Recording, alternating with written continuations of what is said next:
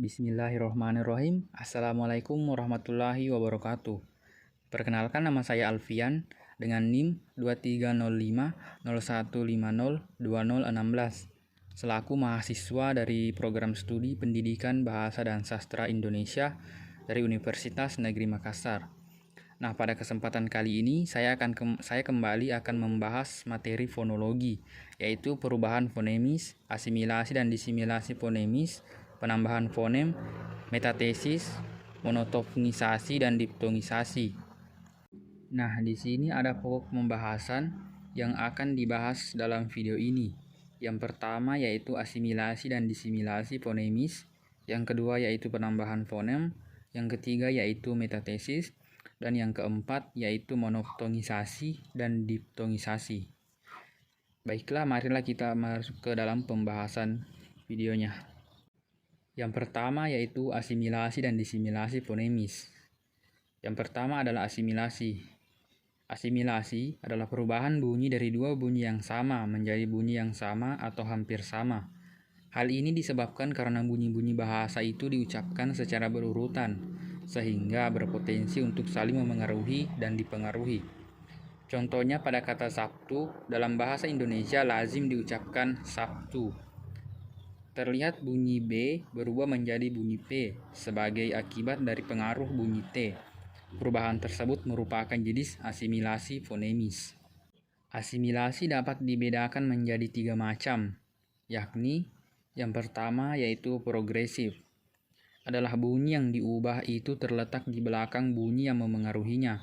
Contohnya pada kata top, diucapkan top dengan bunyi T apikodental, tetapi setelah mendapatkan bunyi S laminopalatal pada kata stop, kata tersebut diucapkan stop dengan bunyi T juga laminopalatal.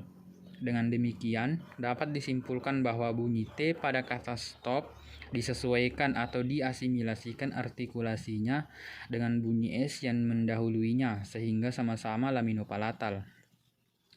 Yang kedua yaitu regresif, yaitu bunyi yang diubah terletak di muka bunyi yang memengaruhinya.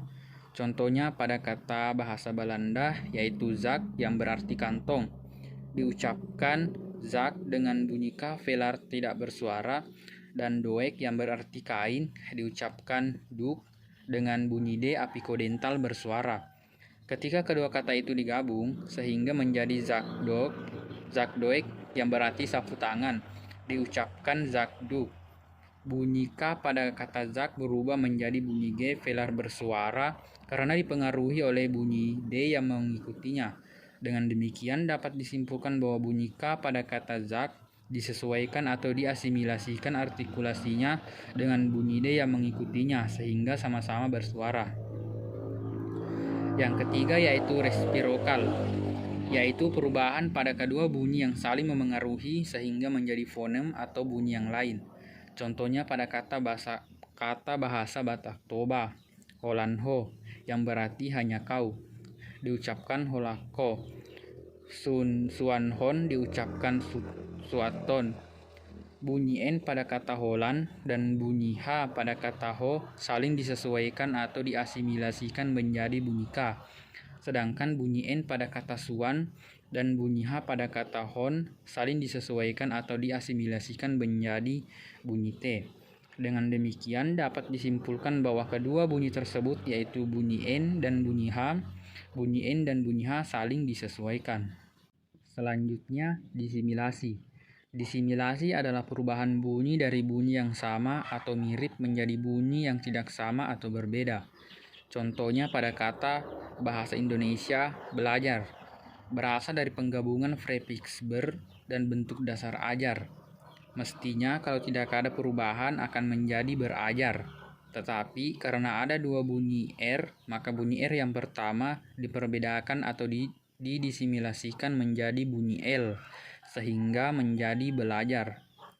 Karena perubahan tersebut sudah menembus batas fonem, yaitu bunyi R merupakan alofon dari fonem R dan bunyi L merupakan alofon dari fonem L, maka disebut sebagai disimilasi fonemis. Selanjutnya yaitu materi kedua, penambahan fonem.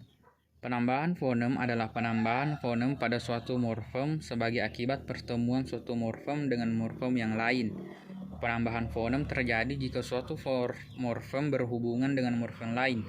Dapat dikatakan bahwa suatu bunyi tambahan muncul setelah adanya proses morfologi.